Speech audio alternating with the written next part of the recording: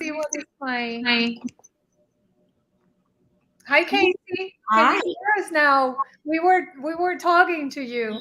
Yeah, I was like, I could see your mouse moving, but I was like, I don't hear anything. Okay, so I'm getting Clubhouse going. Where are you going to be in Clubhouse? What is the? Yeah, let's all do Clubhouse, and then we'll mute our computers. Okay. So then we'll be okay. able to I'm Really? gonna add friends. Okay, well let me sign in because I haven't signed in a while. Okay, no worries. There was an error. Oh. Okay, now mute your computer. Yes, that's muted. Perfect. That should be good. All right, and I'm gonna start inviting some people to the room while Enid gets signed in. Yes, same here. I'm just going to go down this list of people to invite. I know, that's Marta. There we go. We've got 3 viewers on our StreamYard.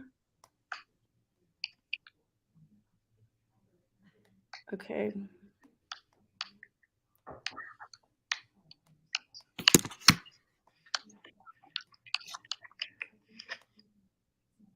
Oh, and I'll send this to. Hey, Haley, what is the room? What is the name of the room? I think there's a way if you click on it. Share. Yeah, you can just, or copy it. Uh-huh. I'm sorry. What? I didn't Let's hear. go. Yay, James. Where, Haley? What is the room? Oh, I got it. Cute. Okay.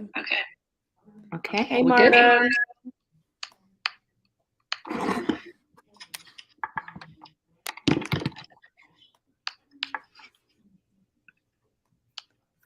Okay.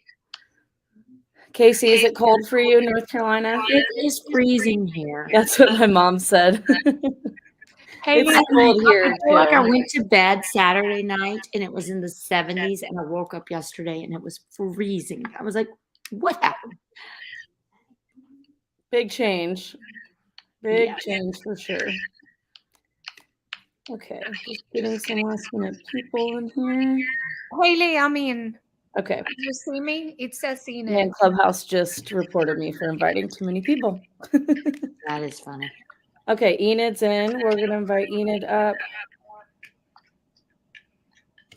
Okay, perfect. Apparently, my account, I cannot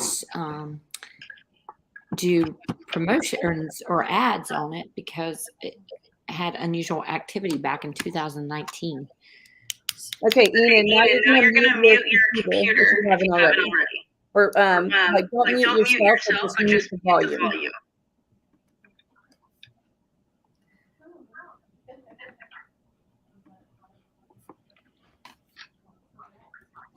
Enid, can you hear us?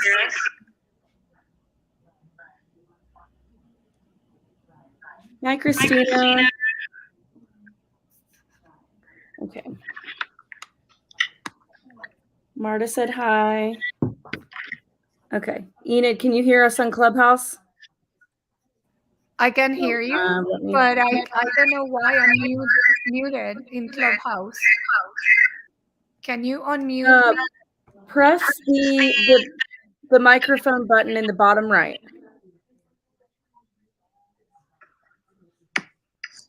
Yep, there we go. I can hear you now. So we'll talk through Clubhouse, and then yeah, audio sounds good. Yay! Okay, we got it all set up. It's always like I'm okay with doing this because people are still like hopping on and whatnot. So I'm just happy. So Enid, with this, we are streaming right now live on Facebook, my personal Facebook, my work Facebook, a couple of Facebook groups, my LinkedIn, YouTube, and Twitter all at once. And then we've got Clubhouse going too.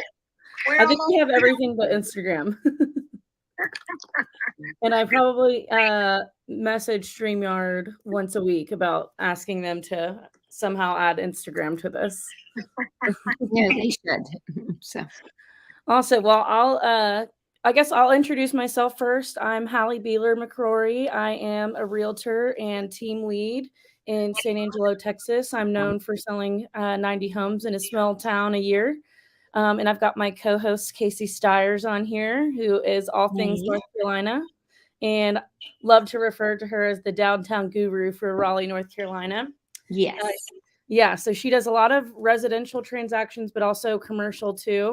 I'll brag on her, and they, they own a bunch of, her and her fiance own a bunch of bars and different investment projects. So she's just been a wealth of knowledge.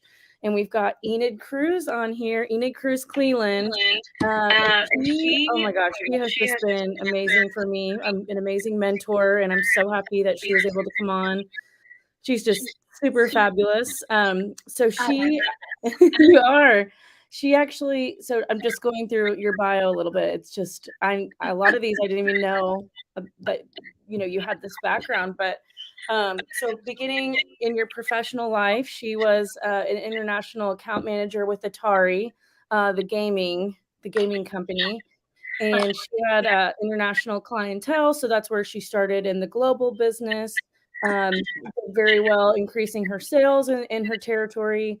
And then when Atari sold, she became a financial advisor at Prudential Securities, very well known. And she had, again, international clients and had very high success. Love my 2600. I don't know what that means, James. And then her largest account there was Bacardi Rum, which is very impressive. And she was in New York at this time, right? Yes, I live in New York for a long time. Yeah. So then continued her studies, went to Harvard School of Business, also did some coursework at Berkeley, and then ended up relocating to Europe with her family, where she lived in Slovenia, Italy, and finally settling in London. And then there she went to Central St. Martin and the London School of Fashion, which totally makes sense because, you're just always dressed in the nines. I love it. So fun.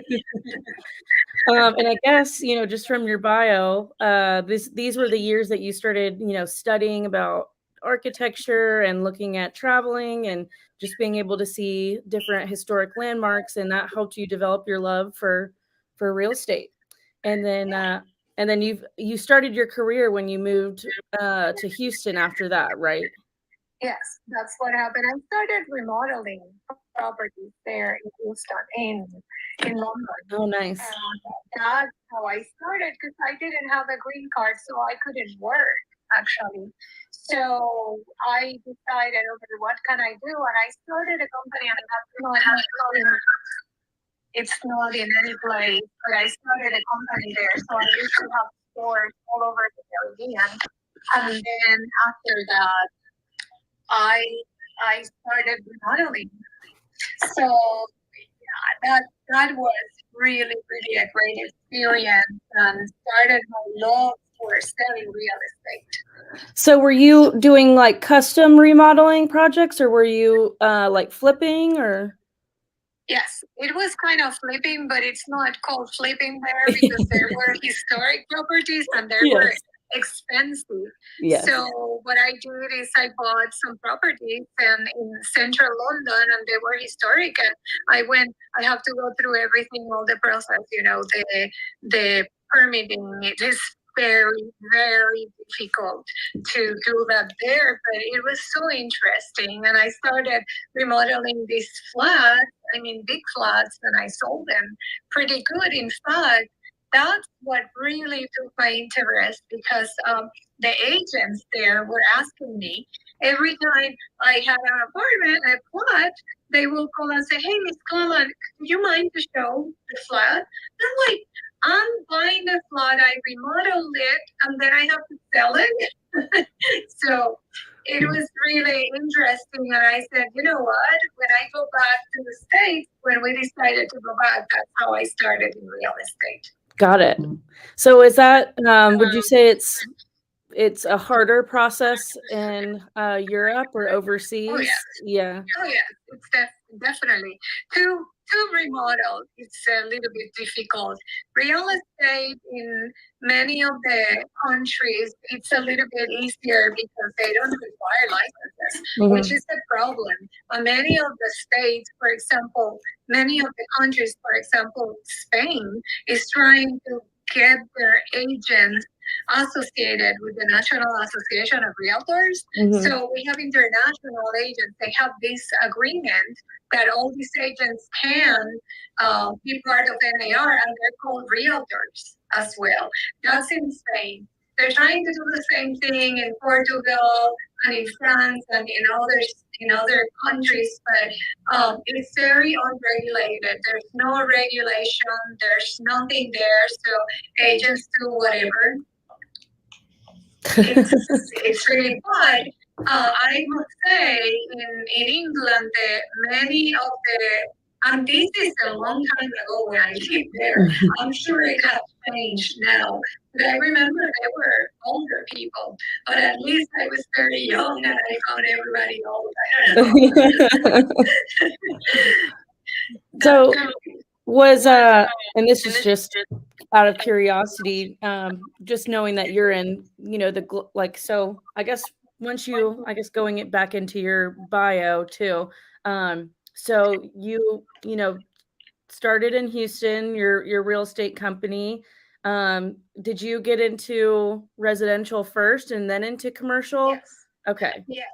I started in residential. Actually, I started as a rookie with a firm that is Sotheby's right now. And we were the first company in the United States to sell $1 billion.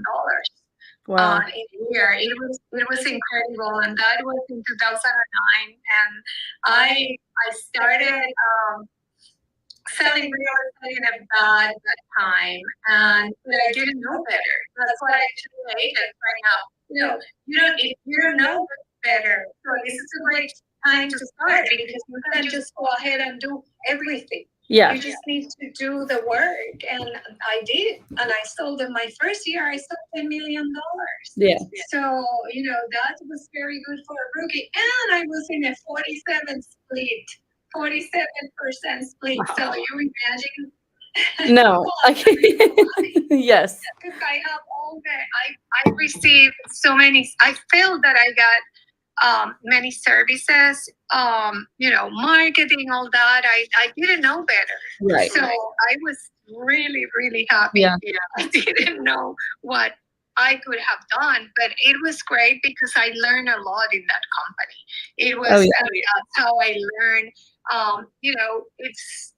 I knew about luxury, but working with a luxury company, it really kind of trains you and tells you a lot of things that they're not natural, that things different. And I knew how I wanted to be treated, because I have a bad experience when I bought my house. And the other agent, my agent was fabulous, but the other agent was not. She was very combative, and so I always thought, I don't want to be like that. Yeah. You need to treat your clients different. 100%. I feel like there are so many people that get into real estate because they have a bad experience with whether it's their own realtor or the realtor on the other side. So it's funny just hearing that's the same path that you took too. And very inspiring. I didn't like what she did, and I said, that's an example of how not to be. Absolutely. But my agent was fabulous, actually, and he's the one who told me that he thought I should follow the path of real estate, because I thought of going back to the Wall Street world, but after working in New York and the boss, and it's not what I was going to go to Wall Street in Houston. What is that? So, and I also have small kids still and all that stuff. So I wanted to be the owner of my own time, which is a big mistake, because that's not true. A lot of people think that they get, and tell me if that's not. And Casey, you can also comment on this. Don't you hear the story? Oh, I want to be. The two reasons people want to get into real estate, and it's happened. I've heard them when I have my brokerage trying to get to the why, is financial freedom and the time management, that they think I can do anything at any time. And you're not on your time. That's not true. And financial freedom, what is that? Exactly. And I've had many people join my team and they're like, oh, I want to do a few residential and then I want to switch to commercial because that's where the money is. And I'm like, you need at least 6 months to a year worth of back pay because it may take a year to close a deal or even longer. There was one deal I worked on for 3 years. I mean, that's crazy. It is, and it's important that you understand also why you want to be in this business. I think that a big mistake that agents do when they start and they don't understand or they don't think about why they want to take this career path. And this career is so rewarding. The rewards. It's very exciting. You can make it so interesting and rewarding and exciting. But many of the agents, they just think it's because I'm going to make money, and that's the wrong reason. Wrong reason, right out the door. And those are the people. Yep. And James Felt said this is the reason why he got his license was because of a bad experience. Yep. And that was one of the reasons why he did it. Yeah. So. Yeah, and I mean, I have countless people that come to me and they're like, "Oh yeah, I like the idea that it's flexible." And yes, real estate is flexible. I mean, owning your own business, you can make it as flexible as you want, but if you're wanting to really take it to the next level, I work way more many hours than I ever did in the corporate world. Like way more. And I'm happy about it. I would never change it, but I just think people don't realize how much time it does take. And you have to, if a client's calling, you have to step out. When I first met Hallie, I was like, please take notes for me. I've got to go close this deal. Yes, we were at 10X Ladies in Miami. I stood out in the hallway closing a deal on a phone. So, I mean, except and if you want to make some deals, go away on vacation. Exactly. Yes. I'm like literally the day of my wedding, like before I'm right about to go down the aisle, and I'm like texting for a deal. Sorry, I'm plugging in my computer, but I'm going to open this window. There we go. Yeah, it's just funny to hear, and that and that's okay. Like there are people that can just do it in their own time and spare time. That's totally fine. But I think people have the misconception that if you're going to do this full time and want to take your business to the next level, it's you can be willing to commit 24/7 pretty much. I mean, constantly learn and commit. Yeah, you have to be committed. One of the things that I tell the agents is, if you want to have a successful career, you have to commit yourself, and a lot of things got to give. You cannot do everything, especially at the beginning. If you want a career, like I'm starting again a new business now, and I'm putting together a team and all that, and it's a lot of work.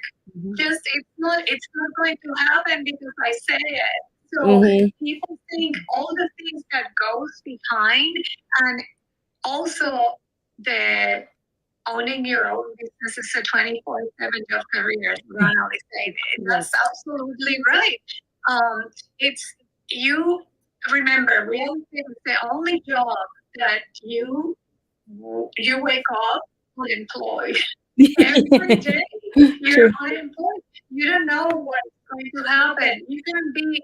I was in a deal that it was a $7 million deal, and after the auction period, 2 days before closing, they back out and lost their $25,000 earnest money. It was a commercial deal. I mean, they back out. Yeah. So it happened. So it's not something that we're not guaranteed. So that's why it's important to work on your pipeline, and that's one of the things that agents need to understand. Have multiple balls in the air at one time. Yes. 100%. And I don't count the money until I'm going to the bank with it. I'm going to read this little message from Marta. She's in Corpus Christi, actually. She's in the agency with me. She said, same. She's saying same as in she had a bad experience when she was buying. She said, my house expired, and then I had it as a for sale by owner, and then I bought my new house, and I was found out at the closing table that there was an easement in the middle of her yard. So she decided to get educated so that she could educate others. Perfect example. Perfect example. That's, that happens. That's crazy, Marta. I didn't know that. Thanks for sharing. Wow. So at what point did you start doing commercial deals, Enid? Coming from where I was, I used to do RELT suites in New York. So I was involved in all this asset management.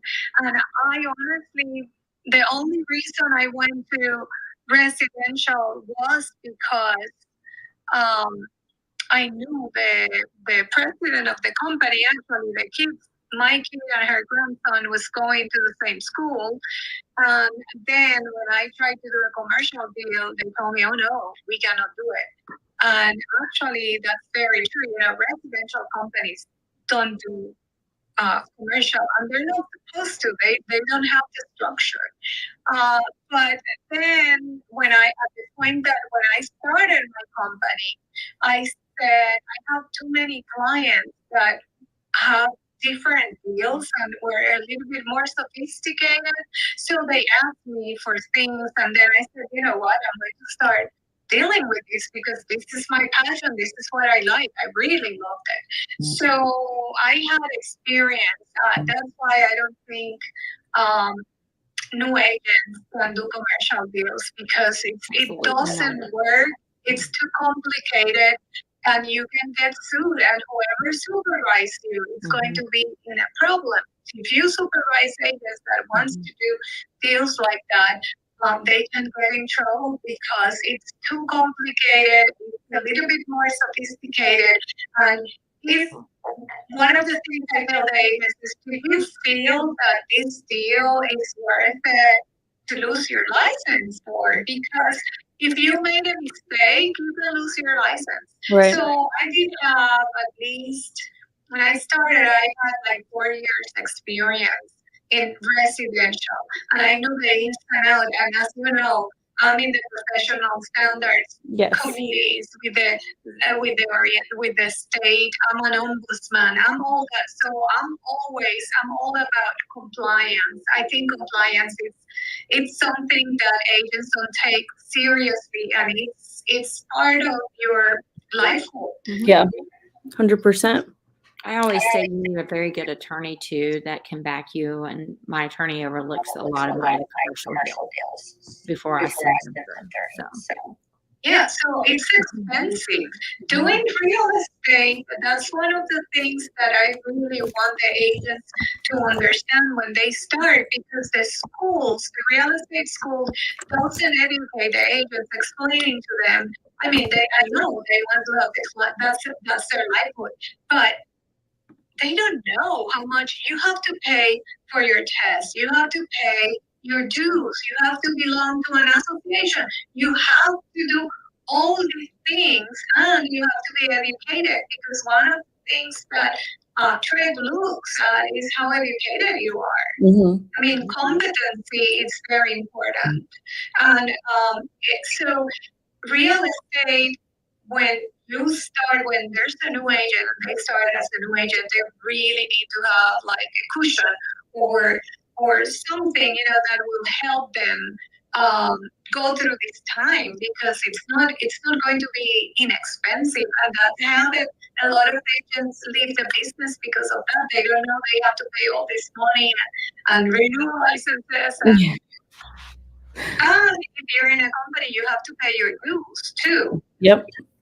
And sometimes a franchise fee, could be a heavy split. So, yes, for sure.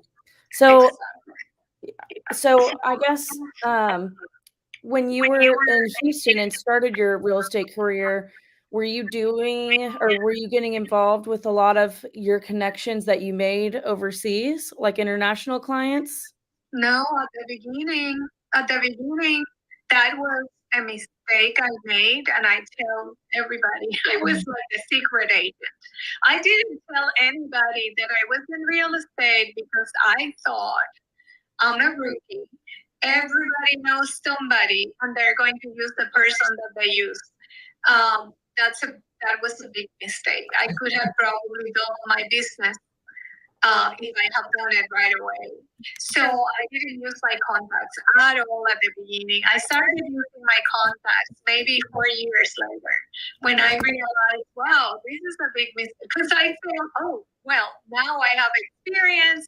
I have all these things under my belt. I can go ahead and contact the people. They're going to say yes or no. It doesn't matter. So, but it was a big mistake, and I would recommend every agent when you're starting a career, make a list of everybody you know, everybody. So even my contacts internationally, I didn't tell anybody. So that's a big mistake. Yeah, I think that fear can definitely hold people back. One thing when I first got started and I felt like it helped me a lot, I actually made little magnets that looked like my business card, or I guess it was a business card. They're just ended up being magnets. And I got started. I'm here in San Angelo, and I'm not from here, so I felt like that was other agents had a leg up on me for me not being from here. And so I had anybody I did know here, and then a bunch of my husband's contacts and his parents' friends. I sent out little, like, not thank you notes, but little like cards that looked like thank you notes with my company. Yep, and I put the magnet in there, and now like I still go around to my friends' houses and they'll have my old magnet up.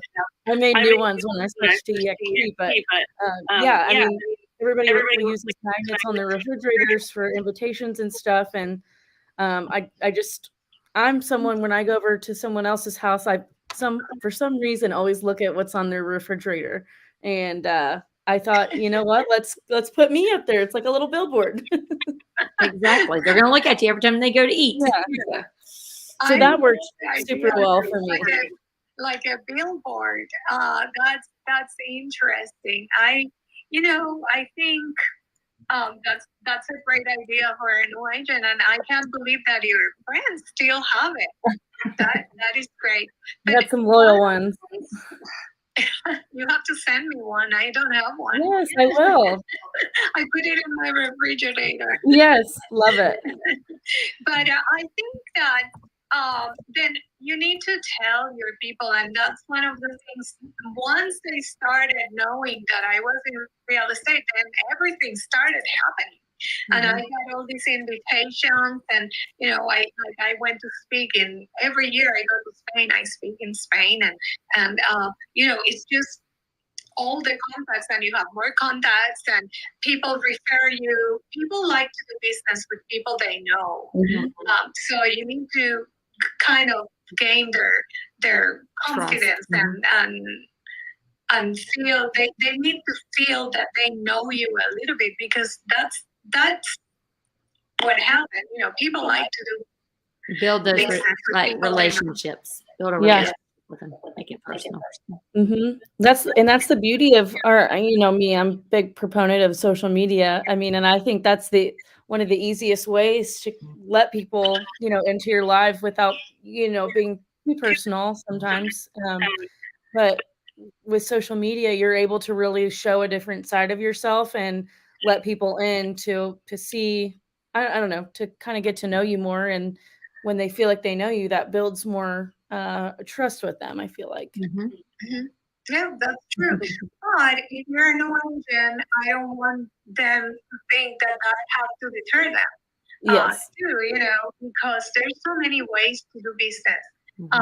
Right now, I would think it's time to go back to basics, and it's a time. The markets are getting tough, and we see it. How many people EXP is losing? the agents leaving the business because they cannot maintain a business right now. And it's just a matter of, it's like that story of the people that, that man that was trying to find gold, and then he sold his house to go and find gold somewhere else, and the gold was on his house. Yes, 3 feet from gold. Yeah, and also the people that are like doing something, and if they have gone just a mile ahead, they would have found what they were looking for. So right now, I would say it's not the time to leave the business. It's the time to double down. Hunker down. Don't you think? Yes. Yeah. I've been hearing everyone's been saying expireds and open houses. Yep. What other basics do you think? Go back to the old basics. And that's the thing. A lot of these agents that are not just walking away, they're running. They got their license during a time when everything was just easy. You put a sign out, you made, a few $1,000s. So that is the thing that for the last 7 years, it has been so easy, basically, because all the agents, you see all the new agents, I've seen so many new agents that have their first deal in the first or second month. I mean, I didn't have my first deal until like my fourth month in the business. I was starting to doubt myself. I was like, wow, I'm working so hard, and then, it exploded. Right. So I realized I saw they, doing it, and many agents became order takers, basically. Just going there, and then you put a listing on, and then you had 7 offers, 10 offers, 20 offers. And it was very, very easy to be a real estate agent 2 or 3 years ago, 5 years ago. Now it's a little bit different, because now the people are starting to look, okay, I need somebody that it's really going to work for me. So now you have to work. You have to demonstrate, and new agents have to find what is their value. What is your value? What is your added value? What are you going to give these people? I was just reading this book. I read it a while ago, and I'm reading it again, and it's helping me. And it's called Your Why. What is everything starts with a why or something? Start your why, or I'll tell you. I know what it is. It's Simon Sinek, right? Yes. It's something like start with your why. Or I started to say find your why is what I was thinking, but it's something. I'll tell you now. I'm going to start with your why. Start with your why. Start with why. And one of the things that is reminding me, talking about basics, going back to basics, it's you need to start understanding what is your value, what is the added value, what are you going to offer to your clients and to the people you're going to try to sell, or you're going to sell their houses or sell a house, whatever way you are in commercial. What is your value? Why would they work for you? And you have to make a story. And sometimes I say, I used to tell my new agents, fake it until you make it. Fake it till you make it. Yes. I mean, I didn't want them to lie or anything like that, but you will do things so much or so many times that you will believe it. That if you think you're successful and every day you say you're successful, you're going to be successful. You're going to believe it, and people are going to see it in your face. That's like putting them on your mantas on your mirror in the morning and reading it every day. I am the best. I will be the best. So. Yeah, but it works the opposite way too. If you are just moping around saying this market, nobody's buying.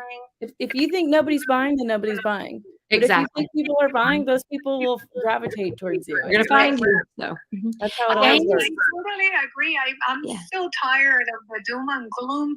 Everybody, the market, the shift, the this, the that. Okay, well, what are we doing? Start working. People still need a place to live. I revisited completely today. I was telling Hailey when we talked before, I started with my business plan again, and I'm super late. I'm supposed to have that business plan. When I had my brokerage, I had everybody having their business plan by October 1st. You have to have your business plan. And I'm super late now because I'm, changing careers, all the things that I'm doing. And I think we need to see the reason. I'm thinking again, okay, why am I doing this? Mm-hmm. I'm starting to think again, why is the reason? And I cannot tell myself financial freedom. that's the reason that like we talked before, I will not accept that reason. What is financial freedom? I mean, what is it? So it's super important, and really that's why I started reading the book again, because it gives you examples. And I've been thinking, okay, all these people that are innovators, all the people that are really killing it out there, why are they doing it? What's the reason behind they're doing whatever they're doing? I'm thinking not in real estate only. Why is Elon Musk doing what he's doing? Why Steve Jobs did what he did? Warren Buffett, it's just interesting thinking, what was their motivation? What is my motivation? So I want to be very clear, and that's one of the things I wrote this morning, is I need to be very clear about why I want to do this and what is my next step. That's it. Oh, you wrote it there. Yes. James Belt was asking, right now everyone's cutting their marketing budget. What are your recommendations for the budget for marketing? Asking me or you? Yeah, he's asking you. I would say you have to be very careful now with your budget, because it's a transition. But I will not stop doing what you were doing. I think it's a moment. Like, I remember when I started my career in 2008, 2009. I hired a coach. And it was so expensive. But I thought, I cannot afford not to have a coach, because it was so simple, the things that they were saying. So I think that with your marketing, you need to find somebody, talk to somebody that you can be accountable, that can make you accountable. I know that we need to cut budgets and all that, but don't stop doing. There's so many things. I always talk, and I don't know if you have heard me, Haley, when I talk in my talks, that I talk about sweat equity and paid equity. Mm-hmm. There's two different classes of equity. It's paid and the sweat. Pay are the things that you pay for: the coach, your cards, your flyers, your anything that you do, Zillow, that you pay to get leads, all that stuff. But the sweat equity, and that's what I use besides the coach. That's what I used when I started. And I believe in doing things, send notes. Look for, like, somebody, I think, put a note there, expires. Expires are fabulous, but you need to have a plan. So that's why I think it's important to have a business plan, because you can call expires, but what are you going to say? No, you need to have a plan. Why do you want to work with expires? Expires are difficult to get, but you need to have a system and know how to work with them. And I think in your budget, you still need to do the things that you were doing.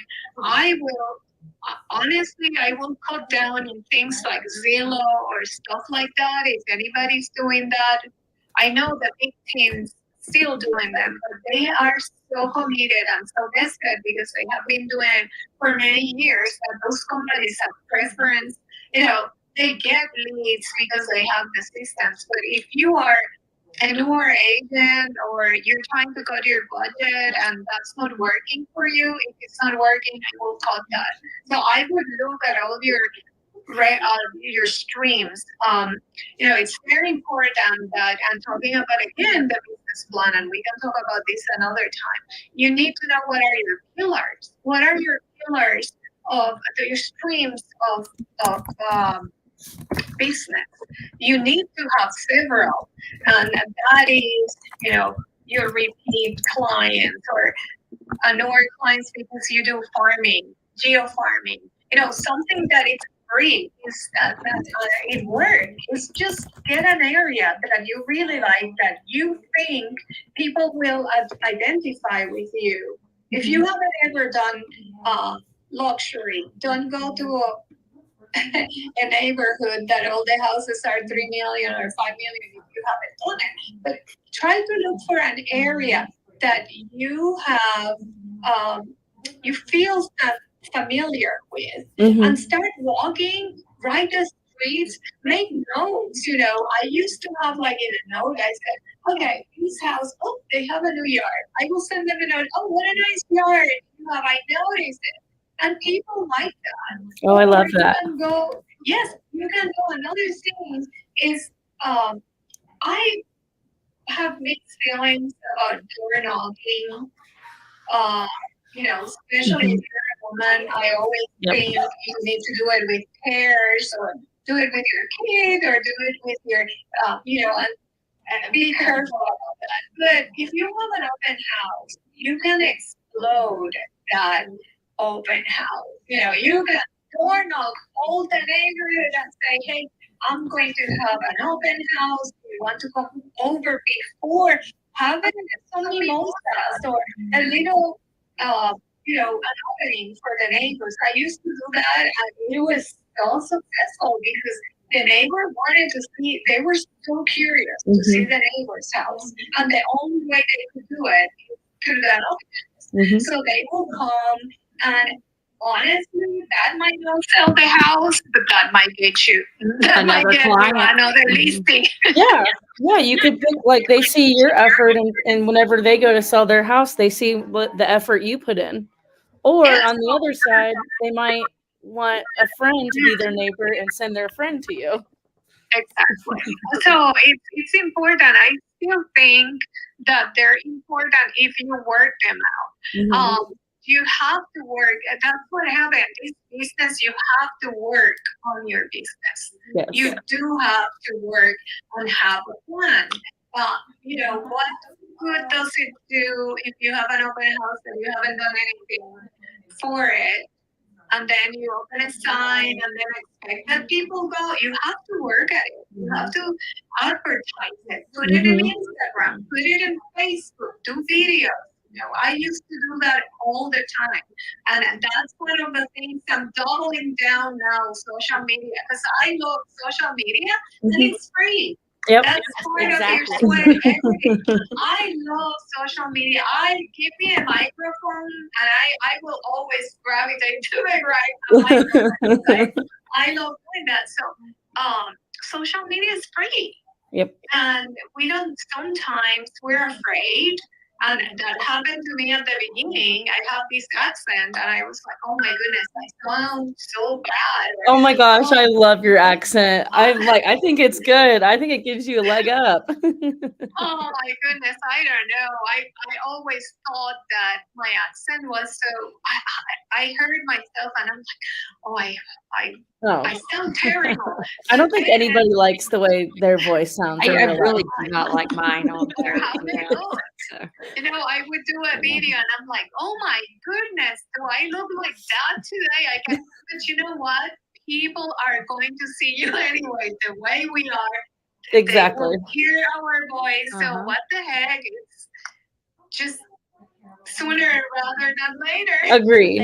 And I think people are more focused. Like, it's so easy for us to get in our own heads and think about all of the people, what they're thinking about of us. And I think people are more focused on what you have to say and the value you provide.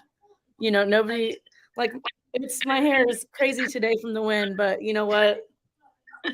This is more important to me, and getting this out to other realtors and people interested in real estate. That's more important to me than worrying about the way that I look, I guess. I know. I keep sitting here looking. I'm like, wow, I've got lots of roots going on, but I haven't appointment this week. And the problems of the realtor, women. Yes. What one thing every day that makes you uncomfortable. So Yes. Yeah, that's true. One day, one thing every day. That is hard, but it's achievable. Do it something really that is. makes you uncomfortable every day. Here lately, That's it. my uncomfortable has been being on YouTube. I don't know if I'll ever get used to it. Like going live on YouTube or what? Just Or putting posting? the videos out on YouTube, knowing that they're always there forever. Yes. You know, it's just, They're there. That's true. If Mhm. that's another thing, we need to be very careful. Mhm. It's going to stay forever. So anything that you do, you have to remember it's going to stay forever. So be very careful. You don't want to see. I've seen videos of people. It doesn't matter the industry, in other industry, saying things that they should not have said. Right. I mean, people can lose their jobs because of that. You Yeah. can lose your license Yeah. because of saying something stupid that you think is funny. But talking about streams of business that are free, social media, I think it's one of the best. I have had people calling me and say, hey, it's not about what I was talking about. I was in front of a building or something, but they have called me about something else completely. They say, oh, I forgot. Of course, you're in real estate. Hey, can you help me? Because people forget we have to be on their faces all the time. And I am guilty of that. The last few years that I have been a manager and managing, the state, I have been kind of away of my people, Mhm. and they forget. They forget that you're in real estate, so don't be a secret agent ever. If they don't know you, they can't flow you. Don't what? What did you If they say, don't Casey? know you, they can't flow you. That's a good one. That is a good. I like that. That's interesting. But yeah, so there's a lot of things that you can do free. Like again, the geo farming. It's like I was saying, take a neighborhood and just take 5 streets and just start with those 5 streets. Send them postcards or 4th of July, the flats. I used to do that all the time every year. In my neighborhood, they didn't let other people do it, but I lived there, so they didn't care. And it was really interesting putting the flags. I love doing that for the 4th of July or Memorial Day. Yep.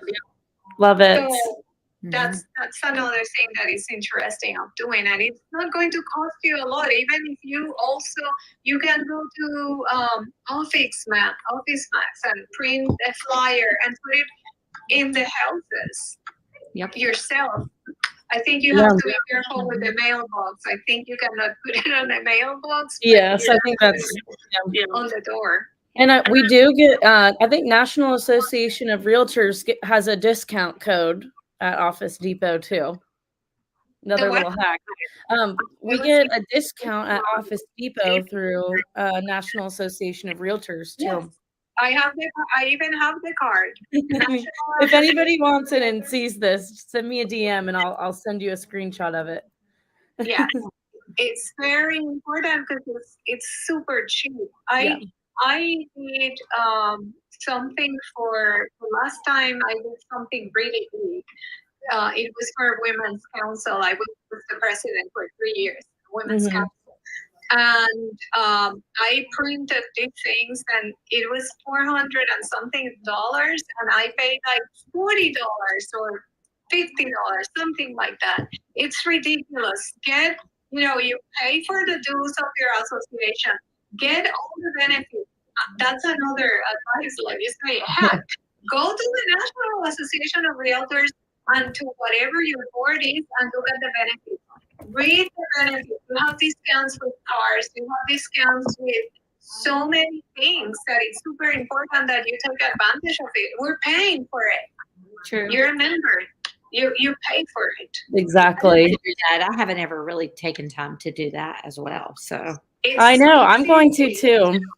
Yeah, just go there and it's like when you're web surfing, you just go there and see, go specific, or you don't even have to sign in, go NAR benefits, and it will take you to the page. Yeah. It's same with the Texas Association. Texas have a lot of benefits, and I think that probably the Office Max, I think it's with TR, Texas Realtor. Yeah. When I think about it, I think it might be in Texas. Yeah. But you can do things really inexpensive. Just be creative. And one of the things I would say, that's your baby. Yes. Those are Casey's. Somebody's walking in. He has his own. Her dog's name is Rocky, and he has his own Instagram and Facebook and stuff. What do you have? He's a Maltipoo, so people just walked in, so he's like our watchdog, So. And he's like these. He's all of like 10 pounds, 10, 11 pounds. So his birthday's actually tomorrow, so he turns 4. Mm-hmm. So I have a poodle. I have a little. I used to have a German Shepherd. And she passed last year, and she was a baby. She was 2 years. She slept on my side. It was incredible. Aww. And then I thought, I don't want a dog, but I really wanted a dog. I think you need a small one. This little poodle, he's a handful. Yeah, he's a Maltipoo, and he thinks he's a human. So yeah, and they think they're like a pit bull. Mm-hmm. I mean, you just heard him. A German Shepherd in your house, and it's that little thing running around. Yes, exactly. Enid, I have one more question for you as we're starting to wrap up. Okay, so I guess it was going to be the same question for commercial and global real estate, but I guess with so I was going to ask, your hacks or tips for getting started in commercial real estate. It sounds like it's probably best to go be on a team with a commercial broker so you can learn all the ins and outs and maybe specialize in a niche since it is so complicated. Will you touch just on your global real estate experience and any, tips you have for someone? I would love to, I just got my global marketing certification. I'd like to expand my team globally. Let's say it's me or anybody listening. What tips do you have for someone to get into a more global aspect of real estate? On the global, the first thing I would say is get with your association with a global team. Okay. All the associations, I think, are you able? No, San Angelo has their own MLS. So I'm not sure if they have a global. Probably not. Probably not, but if they don't, maybe you can start it. Yeah. I don't know. Tell them that they need a global. I mean, the world is getting so small every day. But I would try to, if somebody else is not in San Angelo and it's in Austin or Dallas or whatever you are in the United States, it's important that you call your association and see if there's a global organization, because if you get to the global, it's very interesting because they have the resources, you need the people. So that's something that really helps. The certification. There is a certification that is called CIPS. It's Certified International Professional something. I can't remember this. It's CIPS. That certification is a 4-day, and that is the only certification that NAR recognizes. And that's the certification that a lot and many of the agents in other countries are using. Mm-hmm. So that certification explains how to deal with other countries, because one of the things that is very important is that you understand part of the cultures. For example, something that happened to me, I have a client that he was from Pakistan, I think it was. Mm-hmm. And of course, very warm and happy. And so I went to give him a hug when I met him, my client, which was from the same country. He was like, no, you don't do that. Remember, oh, you cannot, he helped with that. And so you have to be very conscious about the culture. So that's one thing I would see because it used to cost like 2,500 and now it's super cheap. Now it's like 300. A lot of the associations, APR, the Houston Association of Realtors give it very often, and you don't have to go to Houston. It's online. Dallas too, and Anchor is awesome. Nice. I think that another thing is start, getting to groups that are international. See who you know. You probably there's some groups that in your town. I don't know exactly San Angelo because you can go to other. It's easy for you to get to San Antonio. Yes, yeah. And we're in Dallas a lot too, Austin. So I think you need to network with people that do the business. And one of the ways with CIBS, for example, there is a manual, or not a manual, like a directory, and all the people are there. Start contacting them and say, hey, do you have... Another thing is also using the same idea of not being a secret agent. Call them and say, hey, I am in Dallas or I am in Houston, and if you have any business coming this way, I will pay you a referral. Put your name out there. Yeah. But you need to get out there and work on it and start going to meetings and get to know the people that do international as well. Because it's not something that will come. You have to go and get it. I mean, some people are blessed that maybe an international client comes and you probably have sold to somebody international. Mm-hmm. Have you? I have, yes. I don't think I have.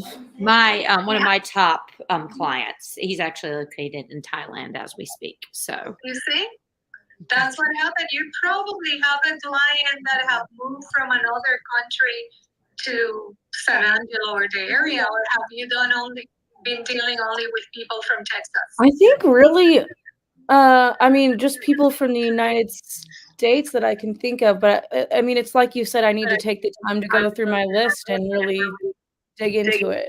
So. Yeah, because the problem is we're not, unless you're focused, you need to think that you and anybody that wants to do global really needs to focus on it. Hallie, we should have like a little chat this week about that, and maybe we can have a list because I'm wanting to get into Turkey. That's like enjoying stuff. So, yeah. Casey's fiance is from Jordan. So he's from Jordan, right? And then he has a bunch of connections here right now, and his sister-in-law. Yeah, they're from there. So. Well, you need to go there. When you go, try to make some contacts. We actually went in the middle of COVID. We were in Turkey for a month and then in Jordan for 3 weeks. So, but now I need to make contacts and then actually go visit them and then get them. During COVID, I think it was taking off. Yes. But what a great! Oh, there's Rocky. Oh, so cute.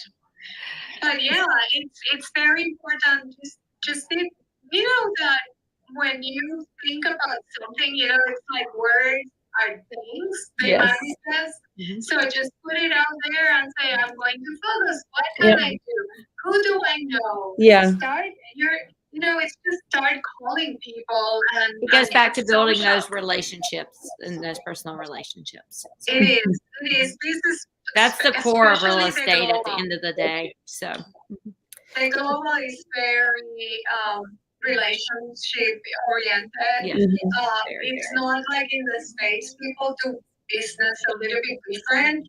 I learned this especially when I worked in Wall Street. Mm-hmm. I mean, I knew when I went to Argentina or I went to Uruguay, I knew the name of their dogs. And we were working, I was dealing with CEOs, we were doing, I was working with banks and huge insurance companies and things like that. And I made a point that I knew who their kids were, their wives, and you go there and they don't even talk business. the first time they talk to you. You sit down and you're in a 3-hour lunch, and then you don't talk business. Maybe the last 10 minutes, oh, we need to make an appointment to talk about this. Because they want to know you. They want to know who you are. People want, it's a different mindset doing business internationally. And the American way is and although I've seen, more socializing, but the American way is very business-like. You go to business, you do business. That's the way. It's a little bit different. Absolutely. And that's, I would say, try to make contact with people. That will be the first thing, and focus about it. Says, okay, I'm going to do commercial. What do I do? And have a plan of the things, and I can help you with that. Yep, build a business. Love it. Well, we have to wrap up now. I've got a board meeting I've got to head into now. But Enid, thank you so much for coming on. This has been, Yes, thank you. I mean, we've had so many gems that you dropped, so I appreciate nice it so to meet much. you. So, and then if anybody wants to, I know. I haven't been to, in Clubhouse, I think, since COVID. And I used to be very active, and now I'm going to get active again. you have to start I joining. know. I think you had a friend comment on there. Yeah, and if anybody wants to connect with Enid, I think it's Rosa. So if anybody wants to connect with Enid, she is Enid in the City too. And I'm going to put that in the comments. Oh yeah, that is Enid in the City too, and that's my that's also my Instagram. Yep. Okay. I'm definitely going to give you a follow. I promise, now that I'm here, I promise I'm going to start again with all my Instagrams. And that's my personal. I don't do anything business there. We had a lot of comments. Martha, Ellis. Yes. Armando is there. Oh my goodness, I know Armando. I love you. Ellie and Jose. Wow, great. Love it. Excited to be here. So thank you so much. You were so welcome. Thank you. Thank y'all. I'm going to come to your meetings for sure. Yay, good. Great. Perfect. Guys, don't. Well, I hope everybody has a good night. Oh, sorry. If you're in Raleigh, Haas Bryant, we're doing a keynote event. So yes, if you're in the Raleigh area, that is going to be, it's going to be such a wealth of knowledge. Yes. So he's the best. Yeah, he really is. So thank you guys. Everyone have a good night. See you next Monday. Bye.